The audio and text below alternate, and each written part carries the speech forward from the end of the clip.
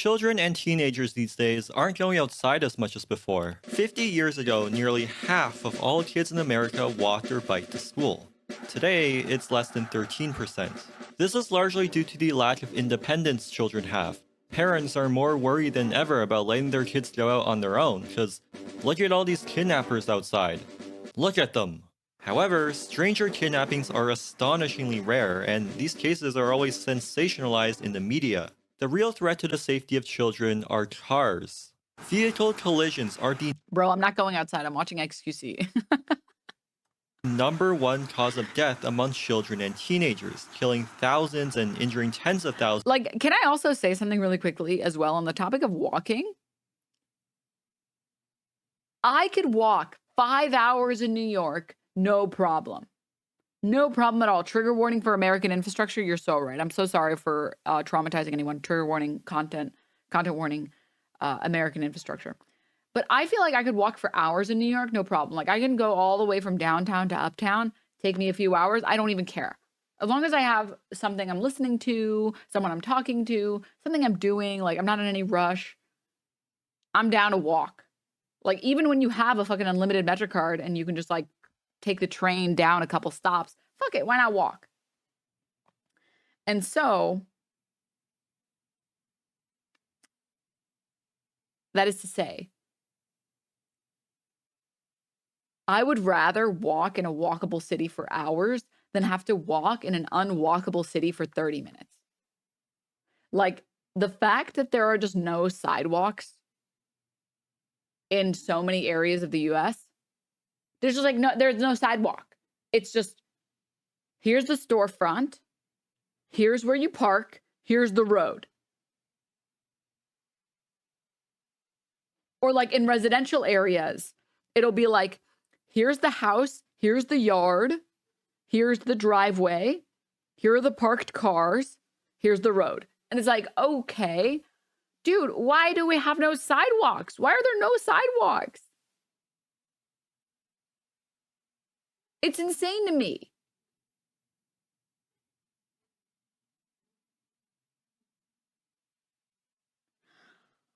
There are parts of that are like that in Staten Island and it's trash. It's so terrible.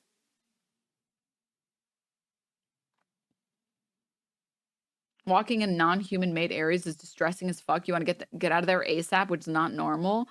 Yeah. Thousands every year. When you look at how our cities are designed, none of this is surprising. Modern suburbs, and especially American suburbs, are car. And this is another thing. In New York, which is a very walkable city, you never stand at a light, at a crosswalk for maybe more than a minute. Max a minute. And that's mostly because everyone is jaywalking anyways. And mostly because there's so much traffic, the cars aren't going anywhere anyways. But when you do have the occasional moment that you have to wait to cross, you never wait, never longer than a minute. I swear to God, I've waited like 4 minutes at a crosswalk before. I've waited. Like, how is that, like, how is it that I can press the walk button and stand there for 4 minutes just to get across the fucking street? We have one in my town that's like 6 to 7 minutes long. Oh my God. And it's like a 30-second walk. Like I am 30 seconds away from my destination. Dependent. Neighborhoods are endless mazes of single-family homes with streets laid out in winding cul-de-sacs. Businesses sit behind giant parking lots with wide multi-lane roads full of high-speed car traffic. I'm also going to say something else. I could complain about infrastructure day in and day out. Storefronts that no longer use the front entrance and only use the back entrance. As well as places that only have drive-thrus. I went to a McDonald's once. And I was like, you know what? I want an Oreo McFlurry. All the doors were locked. They were not serving people inside. You know what was open? The fucking drive-thru. Are you kidding me?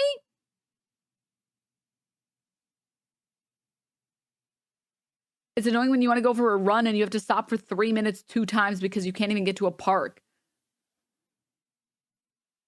And it just makes me so mad. The number of times where I've like been walking along the storefront and I go to like try to open the door and it's like, go in from the back. And it's because the parking is in the back. Just like, are you kidding me, dude? Are you kidding me? Or when the storefront isn't next to the sidewalk, it's like, here's the sidewalk, here's a giant parking lot, and then there's the store entrance.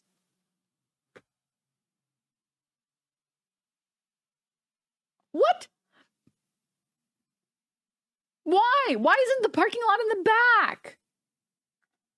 That's stupid, and it's ugly too. This forces you to cross these big intersections designed for the flow of vehicles rather than the safety of people.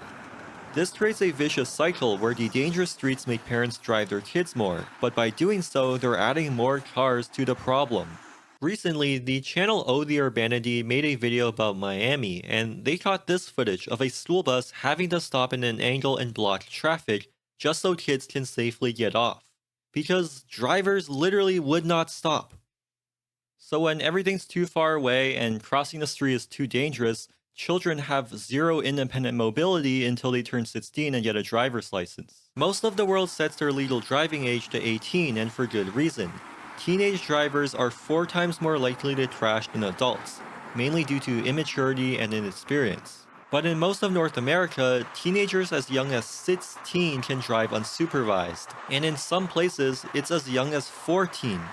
If we had viable alternatives to driving, our legal driving age wouldn't have to be so low, and teenagers wouldn't have to risk their lives just so they can have some independence. Until then, children have to rely on mommy and daddy to chauffeur them everywhere. This is where the soccer mom stereotype comes from, someone who spends all their time driving their kids to and from different activities. In car-dependent suburbia, dropping off or picking up kids from school becomes this massive ordeal, with cars backing up for miles of traffic. These schools may be far away and are sometimes in rural locations, but this is primarily due to sprawling car-centric design. Due to the low density of the suburbs, schools have to consolidate into fewer but larger facilities that are farther away, rather than having more smaller schools that are closer. Regardless, schools being in rural places does not justify the lack of infrastructure. This beautiful video by Bicycle Dutch shows how majority of all children in the Netherlands bike themselves to school, even if it's miles away in a rural area. They can do this because they've built safe cycling infrastructure throughout all their cities and the entire country.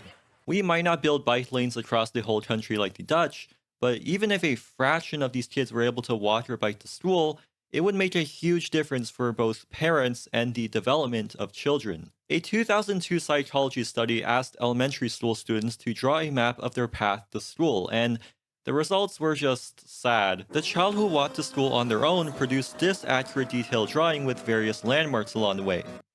Home, zebra crossing, pizzeria, crossroad, friend's home, zebra crossing, school. The child who walked with an adult got the orientation wrong, but still roughly identified the right directions. But this is the drawing from the child who was driven to school. Studies. But this is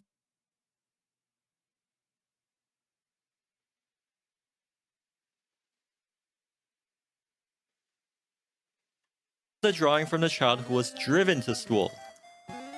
Studies in Switzerland from the 90s found that children who freely played in their neighborhood on their own spent twice as much time outside, were way more active, had more than twice as many friends, and had better motor and social skills compared to kids who played in a park under parental supervision. Without independent mobility, children don't get as And that's like if your parents take you to a park.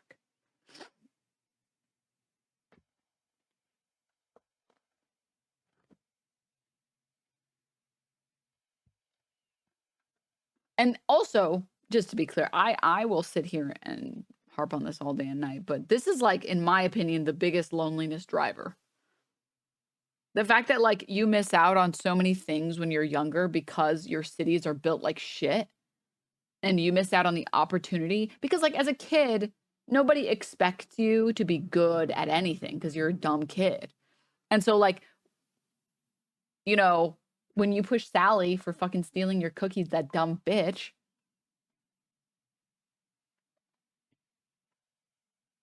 It's fine because you're learning social skills. Like, people don't expect you to be straight out the womb with perfect social skills. But when you're a kid and you're forced to go outside and everybody else is going outside, you're forced to learn how to interact with other people. You're forced to make friends. And it's so easy to make friends as a kid.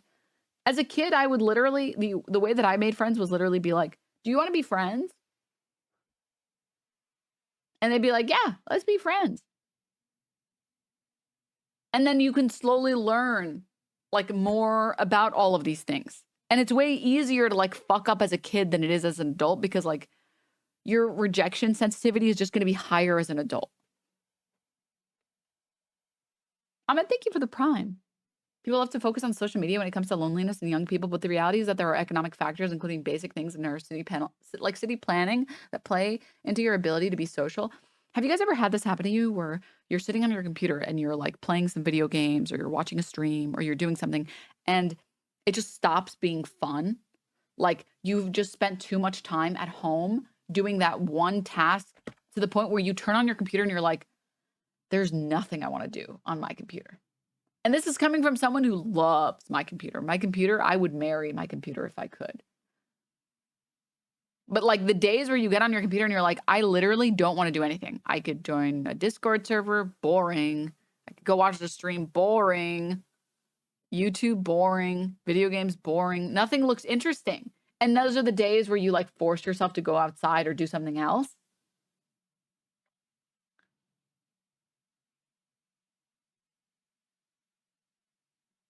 It's just like people get bored. But when you have nothing else you can do outside, what the fuck are you supposed to do? I started drawing because of that. Yeah. And like as a kid, especially when you get bored on your computer, if you know that you can go outside, you're going to go outside. You just will. Be honest, Enema, you don't watch Twitch like most other streamers because you actually have a life. Listen, okay. I need two things to be noted here. Number one is that I am a huge gamer. I don't watch a lot of Twitch, but I am a huge fucking gamer, a disgusting gamer. You got me. Caught. And I have sat at my computer for like days before, just sitting there and just playing one game over and over and over again. That's it. Bubsy, thank you.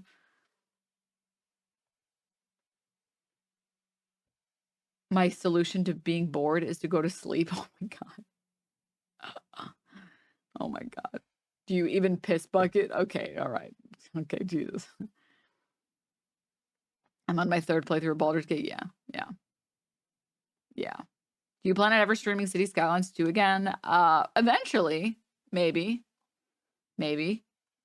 What was I saying? I was gonna say something. No, I forgot. No. What was I saying? Oh, second of all, the reason I have a life is because I have had to work way harder than I should to build one. Okay? I have forced myself to go places and be social. And I have forced myself in rooms filled with people I don't fucking know. Because apparently, when your city is built like shit, you don't get to just go about life and find people.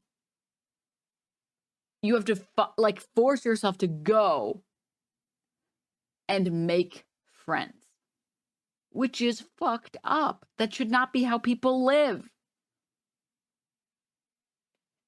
It should not be.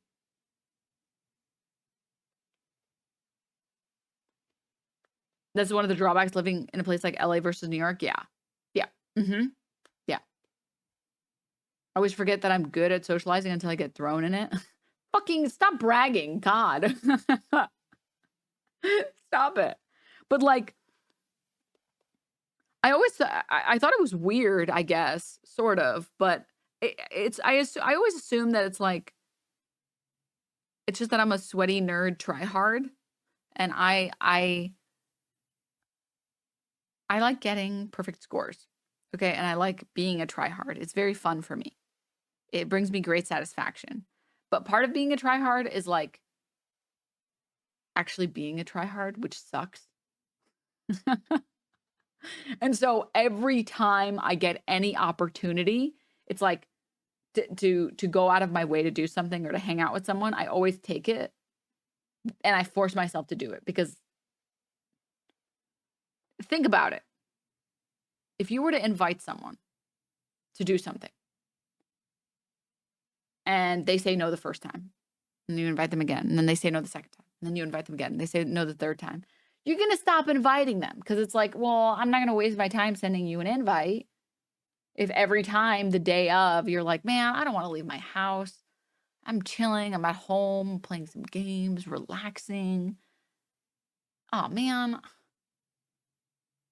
I don't want to. I don't want to go outside. I've been in that situation every time, and I force myself to do it every time, and it sucks. So cringe. It's so cringe. Denims, we're not even being invited the first time. Well, then you have to be the person that invites other people. That's how I became great friends with Sabrina. I invited her once, and then I invited her a second time, and then I continued to invite her to hang out and do stuff. And then eventually she started inviting me to hang out. But like it's fucked up because people shouldn't have to do that. You know, you shouldn't have to force yourself to do that.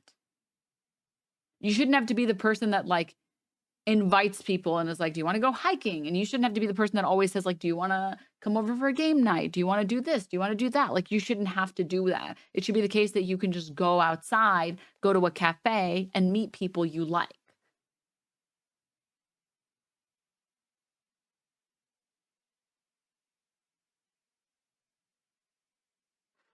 That sucks. As much exercise, contributing to the major child obesity crisis in the US. It also prevents them from, going out and socializing. Studies show that children with less independence are lonelier as they have a weaker sense of community, lower sense of safety, and have fewer activities with friends. The emptiness of car-dependent suburbia also makes it feel more dangerous. In Jane Jacobs' book, The Death and Life of Great American Cities, she explains the concept known as eyes on the street. It basically means that vibrant and lively streets feel safer as there are more people around and thus more eyes to deter bad behavior. This is why dark alleyways or streets at nighttime feel dangerous. But without people regularly walking by or casual onlookers watching the street, suburbia feels lonely and creepy. If a child were to be kidnapped outside, no one would notice. Over the past few decades, this sense of danger has changed our cultural attitudes towards children being out on their own to the point where it can literally land you in jail. Like Nicole Gainey, who was arrested and charged with child neglect for letting her son walk to the park alone. Or Deborah Harrell, who spent 17 days in prison and temporarily lost custody of her child, all for letting her daughter play in the park alone while she was working at a nearby McDonald's. An even more ridiculous case was Jackie Kendrick, who got reported to Child Services for letting her two kids play in her own backyard while she watched them inside. Some schools in the US even have rules not allowing anyone to walk at all, so even if you are with your child, you might end up like Jim Howie from Tennessee, who got arrested for picking his kids up from school on foot instead of driving a car. Even if a child could walk or bike around on their own, car-dependent suburbia is bland. This is literally America moment. This is America moment. There's almost nothing to do and nowhere to go apart from a park or the shopping mall. Additionally, our public spaces are actively designed specifically to keep kids away. An example of this are those metal studs that are placed on benches or railings to prevent skateboarding. Many malls, amusement parks, and even Chick-fil-A are flat out banning teenagers from entering without parental supervision. When the streets are too dangerous and there aren't any places to hang out in, is it a surprise that kids these days want to stay at home all day, playing video games and watching Skibbity Toilet? Social media apps like TikTok basically serve as online public spaces where people can share their voices in an open environment. However, this is just as problematic as Elon Musk saying that Twitter will be the digital town square. With the recent motions to ban TikTok in the US, there's a critical lack of true public spaces that are accessible to young people. Car dependency in North America is not an inevitable thing. Suburbia doesn't have to be built this way. It's possible to make our streets safer and encourage more outdoor activity by changing our infrastructure. This means narrowing streets, installing protected bike lanes, and adding traffic calming measures to slow down cars and prevent collisions. We also need to change our zoning laws to allow higher density houses and small businesses to be built in the suburbs so that people can live closer to amenities. These changes don't only benefit children. When a city is safe and comfortable enough for kids, then it's safe and comfortable for everyone. If you wouldn't let your child ride in this bike lane by themselves, then no one will, because it's not designed properly. Period. This is why in the few remaining walkable neighborhoods that do exist in North America, you will see lots of children walking to and from school all by themselves. This is also very common in East Asian cities, which they've achieved by having good public transit and dense urban development that creates eyes on the street. Not to mention the amount of pedestrian space you find, which provide attractive public spaces for teenagers to hang out. All of these things are completely possible to build in North America, but we just don't. Laws like zoning codes or parking requirements make it illegal to build anything other than car-dependent suburbs. We also continue to throw money at expensive road infrastructure, leaving almost nothing for pedestrian or transit projects. Car culture is so prevalent that many people simply believe that anything other than cars are inherently worse. Because, yeah, when you spend ludicrous amounts of money subsidizing highways in suburbs, of course driving is going to be the only option. So even when bike lanes or public transit projects are proposed, you get tons of excuses from NIMBYs about all the traffic it'll cause or where am I gonna park my car? You're fucked up, Ellie. Thank you for the 12 months. You're fucked up, though. These people really like to blame the problems that cars create on other modes of transportation. Is your city running out of money and on the verge of bankruptcy? Clearly, it's because of all those bike lanes. Don't look at all those billions of dollars that we're about to spend on the highway. That's not it. Most of these are policy issues, policies made by groups of old people sitting in a government building, which are then followed by some other old people who call themselves planners and engineers. So to actually make changes and improve our cities, we need more civic engagement. Currently, most people who vote and attend city council meetings are at least 50 years old. The direction our cities are going in is being determined by a bunch of boomers.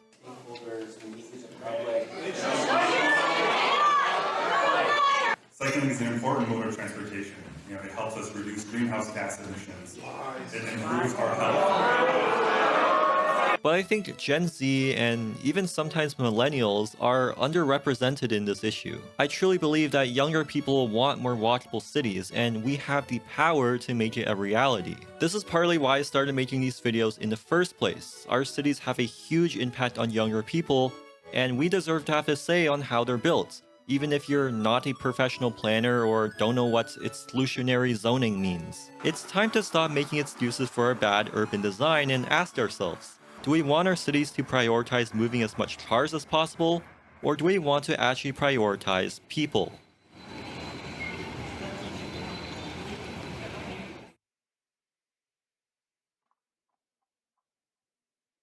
I'm so tired of living in a society that cares about cars and only cars.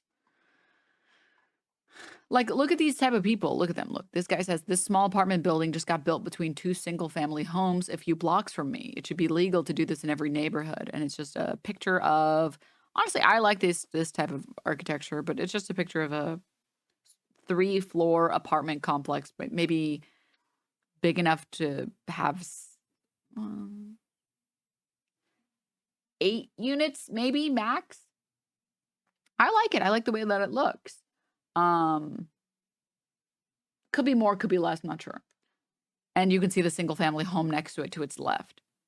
And I think this is sick. For anyone who doesn't know or anyone who doesn't live in the US, there are zoning laws in the US that suck dick. They are terrible in the bad way. Basically, if a certain area has been deemed as only for single family housing, you can only build single family housing, and that's it. And getting these things changed is basically next to impossible because the people who live in these areas insist that they only want to live next to other single family homes, and then also seem to be confused and start to complain about HOAs. It's very weird and very stupid. Now, I am not going to sit here and say that like, we should have skyscrapers next to our fucking single family homes. I'm not saying that at all. I think as long as the house isn't casting some insane shadow, like maybe at like a max of 5 floors, as long as that's not happening, as long as it's not gigantic buildings that are like ruining the way that your neighborhood looks. Apartment complexes are good. They're great. Condos are great. HOAs fucking suck dick. You should be able to do what you want on your property.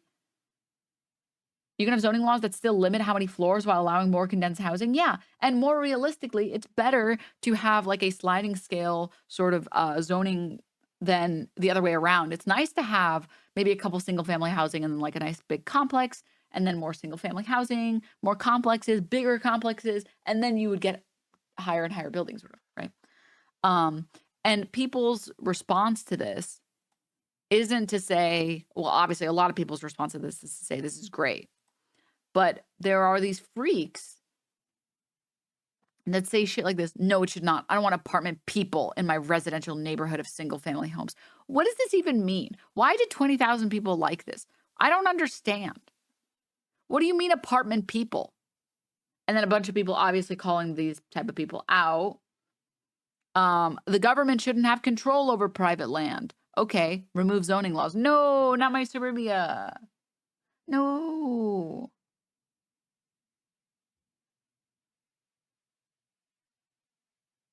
Apartments drives down housing value. What is that? What?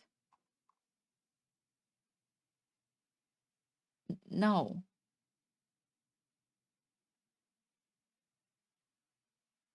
But also, isn't that good? Don't you want cheaper housing?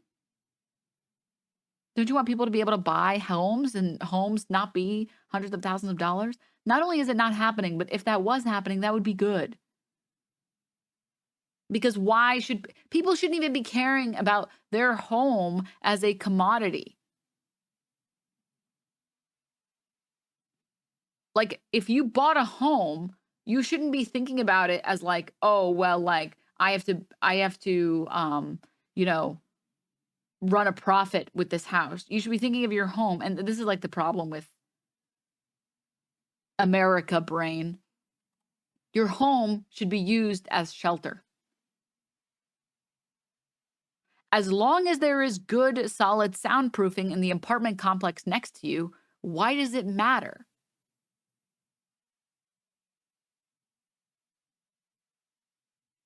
Like what? Like, why does that matter? Like, I don't understand why it matters that your house is next to an apartment complex.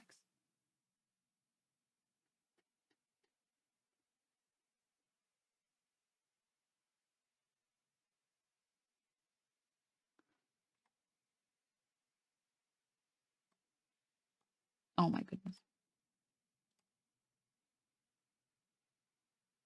There's a lot of hate for people who live in apartments. It's weird. It's been like this for a while. I want your house to be worth $45. Shatter, the apartments are coming for you. Yeah. Yeah. Yeah. And like, here's the thing. Sadly, there's always going to be losers anytime there's like large sweeping change. A good example would be people who work in coal mining. Sadly, coal mining is bad.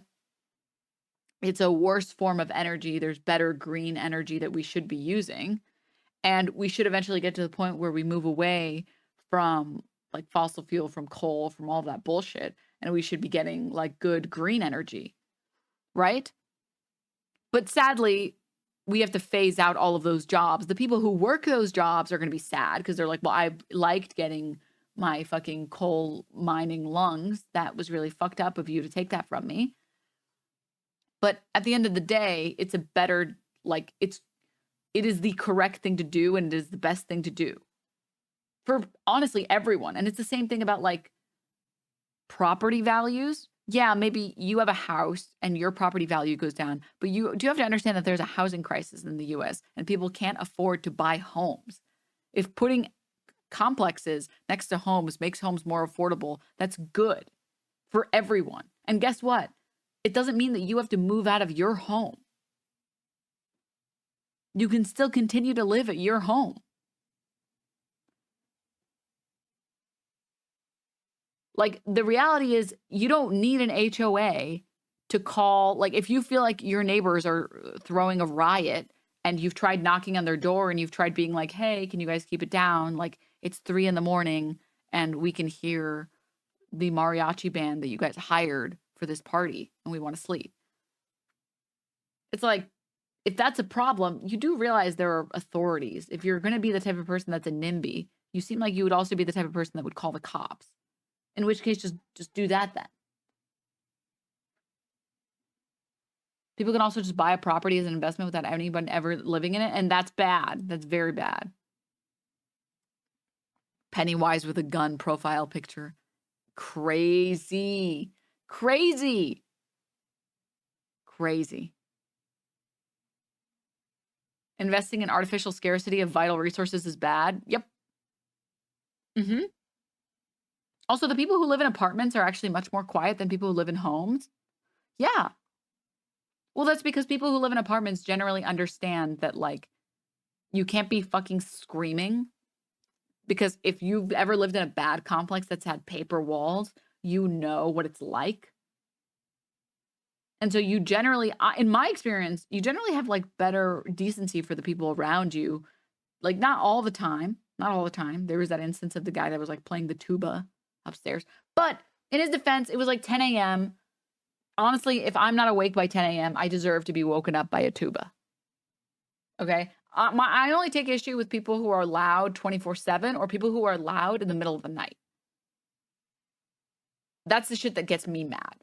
That's the shit that gets me really mad. It's like, dude, it's 2 a.m. It's fucking 2 a.m. And the cool thing about living in an apartment complex is that you don't even have to get the authorities ever involved. You can just go down to your apartment manager and be like, hey, the guys who live in unit 639 won't keep it down at 2 a.m. Can I like file a complaint or something? And you guys go talk to them. And the building managers will go and talk to them and be like, hey, you guys have to keep it down. I've gotten a complaint. Okay, cool. Which is good, which is based. Classic 639. Denims getting up at 7 a.m. to yell at chatters. Your neighbors must be thrilled. I actually only have like, technically, the soundproofing in my complex is really good. It's really good. Landlord propaganda, LMAO. You do realize there is such a thing as government housing, and you can have government officials that work on government subsidized properties that manage the complex, and those people would be the ones that would be speaking. Like, you are the epitome of everything that is wrong with the left. You hear someone make a salient point and your first thought is to be like, I bet you like landlords. There's no one who rents that likes landlords. It doesn't exist. That person, it doesn't exist. We made it up. Ripley's, believe it or not, we made it up. You don't have to tell people to dislike landlords. Anyone who's rented already dislikes landlords. I could run propaganda for landlords all day and night. Guess what? People who've lived in apartments, they won't fall for that. Only landlords like landlords? Yeah. I love to make up a guy to be mad at. I know, right? I know. Is it the Vienna housing video time? Yeah. It's just like the idea that like, you have to have a landlord to live in an apartment is stupid. It's dumb. Because I'm going to be honest, I like living in an apartment. I like having, I prefer paying out a sum of money that goes into, obviously my landlord is profiting off of me like crazy, but I prefer paying a sum of money and just being able to call whoever's in charge to just come fix anything that breaks. Because owning a property it's annoying only because you have to maintain everything. And for some people, they like maintaining it, and for other people, they don't like to. I personally like not having to do that. I also like the fact that apartment complexes are like mini communities, and you can have, like my apartment complex, they host like little, I don't want to call them parties, but they host like get-togethers to meet your neighbors. They have like wine and cheese nights. There's like shared gym spaces. And like you are subsidizing the cost. So instead of you building a home gym, which is obviously worse for the environment, blah, blah, blah, blah, blah, blah, blah. You're living in like maybe a co-op or something, or you're living in a condo, or you're living in an apartment where everybody subsidizes the cost of your gym. Everybody subsidizes the cost of your community building activities. I just wish that the money wasn't going to a bloodsucking landlord and that there are people profiting. Because I don't mind paying whatever sum of money it takes to whatever money it costs to maintain my property. Because every property requires some money to be maintained. Your toilet's going to break one day. Your fucking fridge is going to stop working. Shit's going to happen. And personally for me, that's a personal choice. I would much rather just have someone else take care of it. And much like, I don't know, like how Medicare for All works, everyone chips in to the total cost of maintaining that complex, and everyone gets their stuff fixed in a fair amount of time. Also, the property manager is usually not even the landlord. Exactly. Yeah. Which I think is fucking based. I think that that's cool. I would love to do that. And I think that the idea is great. I don't think that there's anything pro-landlord about that. I think the idea of like a communal area is sick. Don't HOAs do that? No. HOAs do not come and fix your garbage. I lived once in an HOA, and you still have to fix everything yourself. You still have to upgrade everything yourself. If something breaks, you have to fix. HOAs just basically make it so that you're not allowed to paint your house a certain color. HOAs are more like hall monitors. Yeah. What is this link? Right? Oh my God. Who starts a meeting with such? God damn, dude. Sorry. Because I'm not signed into TikTok, every time I open TikTok, it makes me fucking do the CAPTCHA. It takes me forever. I'm not familiar with HOAs. How do they justify their existence? They don't have to. Because most housing available now is with HOAs, and there's nothing you can do about it. Let's see what this is. With such hostility. Elderly grandmother who served in the war. What? How was she elected? Who's that? Who is that? First of all, we will not refer to people as that. That is not who is Introduce him! Hello, everyone. My name is Frank. How are you this evening? Not well, folks. I am an interim board member.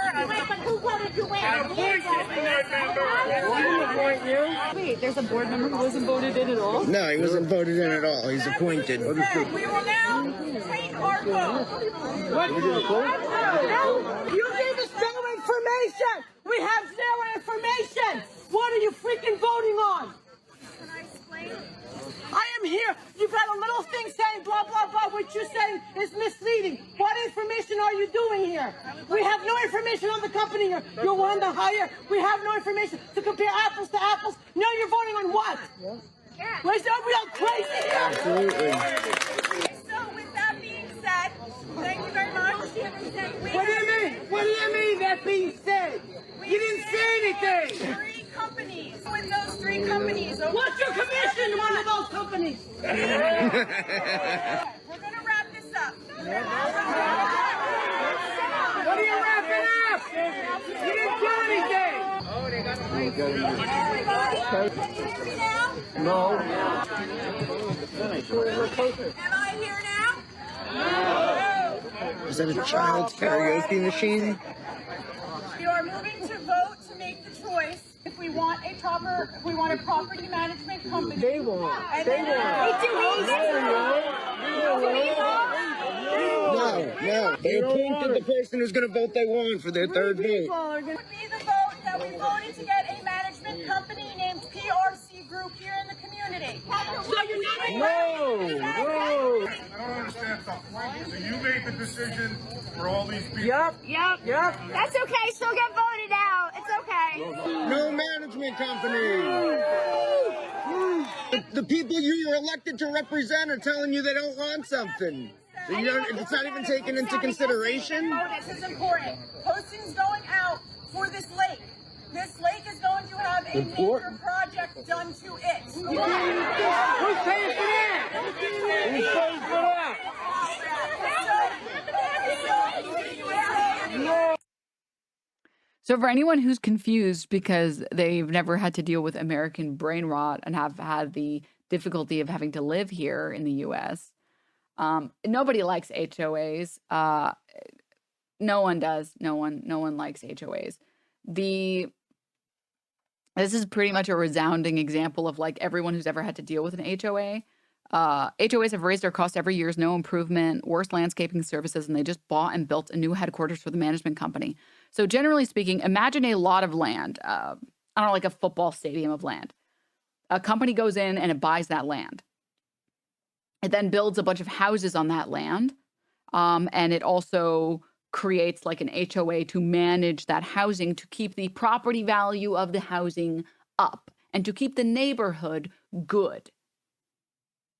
That's their appointed job. And then doesn't John Oliver have an HOA video? I wouldn't even be surprised. And so most housing, honestly, I was looking into housing just because you guys ever do that depressing thing where you open Zillow and you look at a bunch of places, even though you can't afford any of them. So I was doing that, my yearly shopping for houses I can't afford. And basically every single one had HOA fees. Every single one. And so all of these HOAs that have like these massive lots of land, or like it's not the HOAs that have land. It's usually companies like BlackRock that own all of this land. They sell the houses. Now you own the land you're on. You own your house when you buy that house, but because you are in a community, you are subject to the HOA rules. So the HOA rules can be anything from like you're not allowed to put anything in your yard. Your grass has to be trimmed. You're not allowed to paint your walls anything other than white. And they claim to do a bunch of things. They claim that like, oh, we're going to help you guys. You know, like we're raising our fees $50 this month. Like going forward, they're going to be raised $50, but we're going to be adding a lot of amenities. And then nothing gets added. Well, we're going to pave the roads or something. Doesn't get done. So more or less, they kind of just exist there to be able to easily evict you when they want to and to take more money from you. HOAs are racist as fuck. They were created to keep non-white, non-Christian people out of specific areas. On God, oh God, property developers are secretly behind some of the worst, most egregious American building practices. There's basically no limit to what they can force you to consent to in the buyer's agreement. This is the John Oliver HOA video. I'm pretty sure we've watched this video before. It's really good. And it like shows off like how ridiculous like HOAs are. There's a part where he shows like an example of like their demands that they have of people. Like here is an example of people getting tickets in their HOAs. Even dabble in traffic enforcement.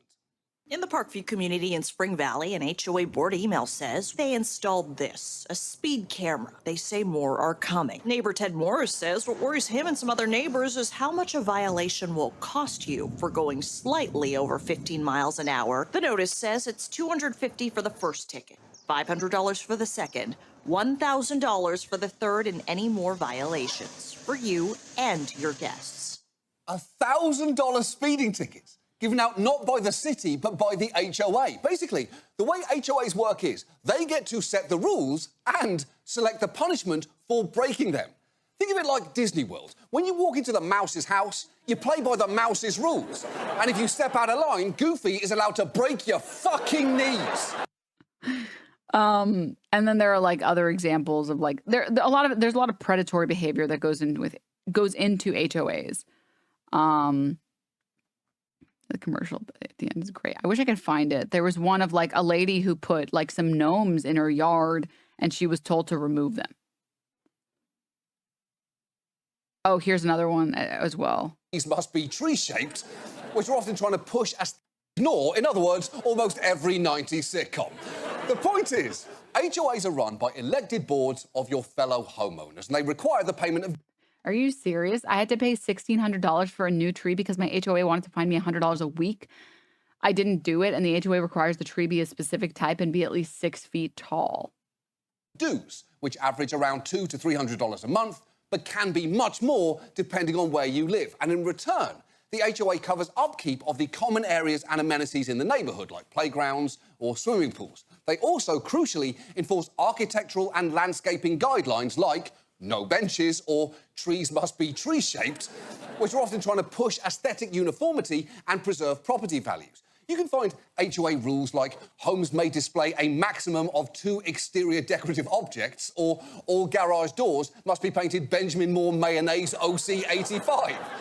And one Arizona HOA required that front yard landscaping must contain a minimum of 1 36-inch box tree, 1 24-inch box tree, 10 5-gallon shrubs, and 10 1-gallon shrubs. And I genuinely can't tell if those are HOA requirements for taking care of your lawn or rules to settlers of Catan. And those rules aren't just advisory, they are enforced through fines. And HOAs can be pretty unforgiving about handing them out. Take a close look at Deborah Blue's Wake County home. The color of her shutters had her facing steep fines with her homeowners association. They decided to fine me $25 a day. Deborah paid close to $2,000 in fines and took down her plum shutters, which was immediately met with a response that now they were going to fine me in violation of taking the shutters off the house and start fining me again. That is absurd. She got fined for the colour of her shutters, took them down, and then got in trouble for the absence of shutters. It's one of those situations where no matter what you do, you lose. Sort of like going on The Voice. Sure, there are technically winners, but name a single one. This show has been on for a conservative 50 years, and not a single winner is a household name. Seriously. That's true. That is pretty true. An HOA got us kicked out of our housing during COVID, citing a city law that limited the amount of people living in a house that weren't family members. We lived there for 3 years prior, and it's a ski town. What a joke. In Florida, the HOA has the highest priority in any debt claim. So even in foreclosure, the HOA is paid back before the bank for your mortgage.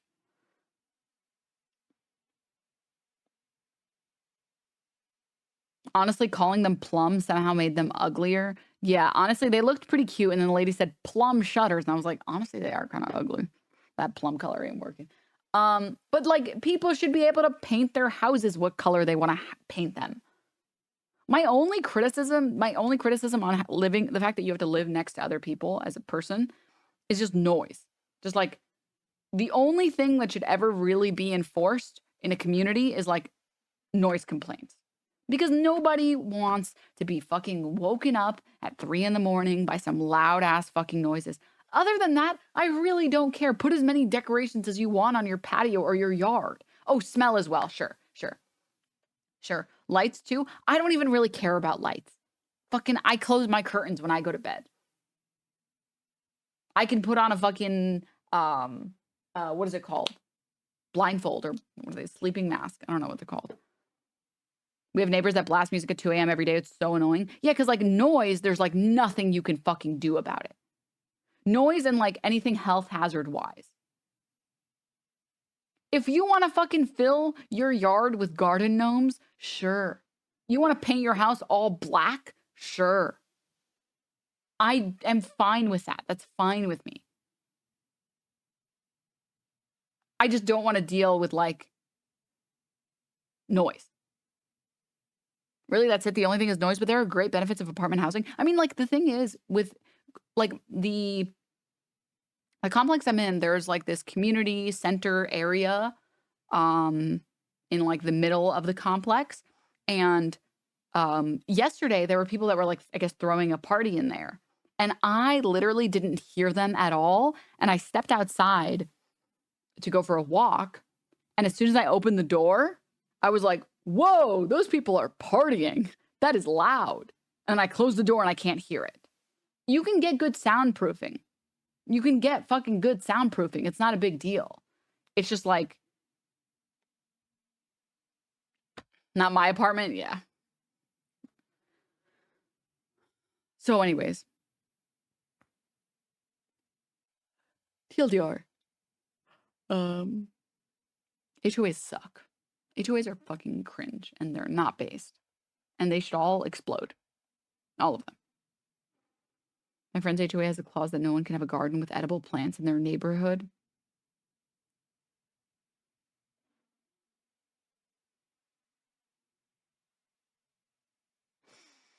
Also, community events like that could be pretty beneficial, especially for those who live on their own, older people who are retired, and general community engagement for people in all ages. Yeah, exactly. I totally agree with you.